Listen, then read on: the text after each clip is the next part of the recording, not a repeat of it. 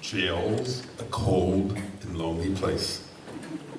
A place where you can do a lot of thinking about right and wrong, about life and the choices we make. I know, I've called the Huskow home. I've checked into that Crowbar Hotel, and I want to tell you all about it. Only they won't let me have a pen, or my phone, or my glasses. Heck, they won't even let me have my shoelaces. And I love these shoelaces. Where did I go wrong? Was it stealing Mad magazines and toy soldiers as a kid? Or that time I was almost busted for getting high outside the Dallas airport? If only that Texas Ranger had scared me straight, I wouldn't be here now. Here is the Brookline Jail. Now is Monday, March 3rd.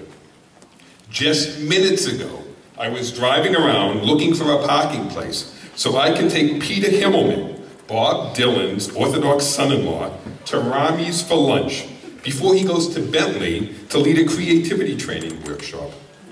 Peter's an amazing singer-songwriter who I've been listening to for 20 years, and he's finally here as part of the music festival, and I really want his time to be memorable. All of a sudden, a space opens up. Only it's on the other side of the street. So I do what any good Boston driver would do. I do a U-turn on Harvard Street when wow, wow, wow, on go the blue lights behind me. License and registration, please. Now this is where it gets interesting. This is on Monday, and I just bought the car on Thursday. Since I was transferring my old plates, legally I had 7 days to register it. Only, I didn't know that I also needed to have the bill of sale with me, and I don't. The cop, who wasn't very friendly to begin with, takes my license and registration. After a while, he returns, and he's even more perturbed. Did you know you're driving an unregistered vehicle and that your license expired in October? Who knew? Jeepers, officer, I had no idea. I didn't have any idea. But this officer is duty-bound to protect the public from someone joyriding in what could be a stolen '97 Volvo station wagon with Bob Dylan's son-in-law cruising for kosher falafel. And that, my friends, may well be the perfect idea for street crime in Brookline. Meanwhile, 2 other cruisers show up, all in front of KI, where I used to teach Hebrew school, for crying out loud. The half-dozen cops are conferring, but I need to get an answer as to whether they're going to tow the car away, because Peter Himmelman needs to get his falafel and get to Bentley on time. I step out of the car and try to explain that I'm the director of the Boston Jewish Music Festival. And that's one of our performers in the back seat. Put your hands against the vehicle. And as they cuff me and are about to take me in, I lean my head in the car and say to Peter, go get a falafel, I'll have someone meet you. Next stop, Brookline Jail. They take all my possessions, including my shoelaces, and I say to the duty guard, I really need to make a call so I can get Bob Dylan's son-in-law a ride to Bentley.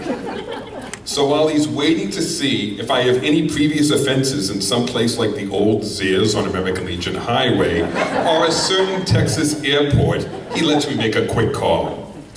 Jim, I've been arrested. You need to get Peter Himmelman at Rami's and take him to Bentley right away. Now, once I was handcuffed, this became one of those rare experiences when I am both totally present and totally removed. Somehow, I am both in jail and also watching myself in jail.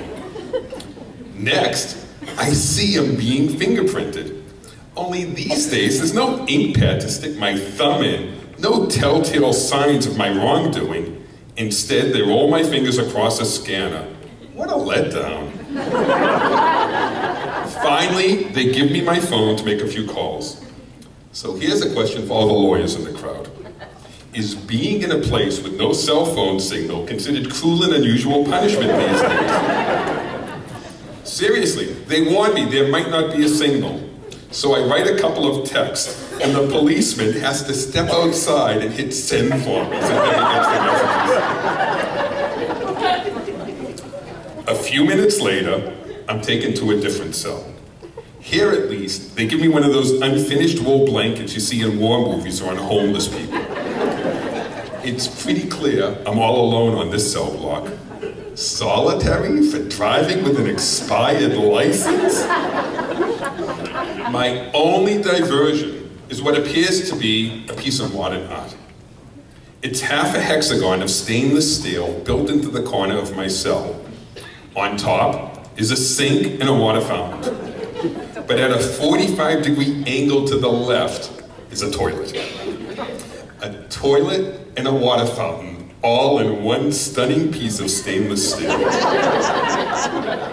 Clearly, it's a powerful artistic statement about how cold and removed man has become from our natural functions.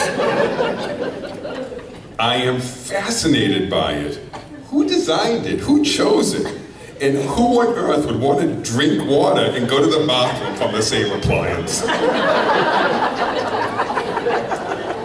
90 minutes later, I'm cuffed again and moved to a third cell before I'm called to court. I realize my time in the big house may be coming to an end, but something's missing.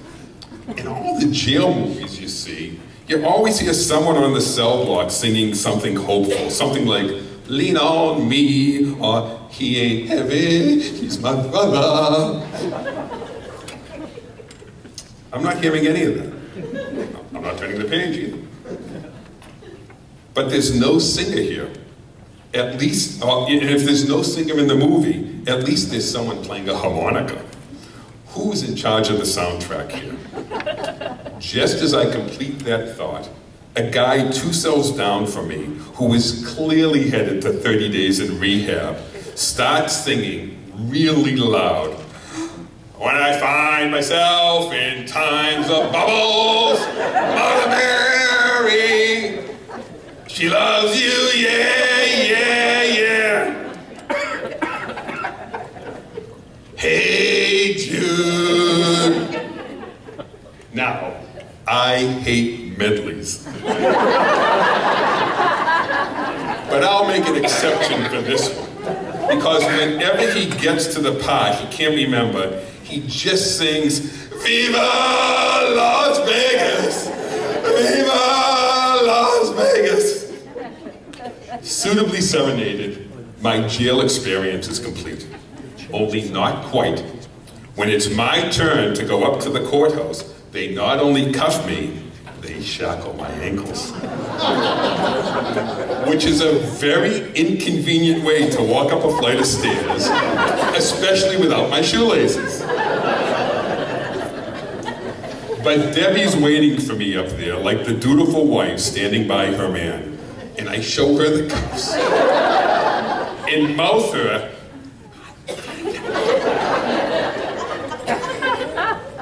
all I want to do is lie back on the chair and show her the shackles so she can take a picture. Not because it's so absurd, but because it will turn her on. She always had a thing for bad boys, and how she ended up with me, I'll never know.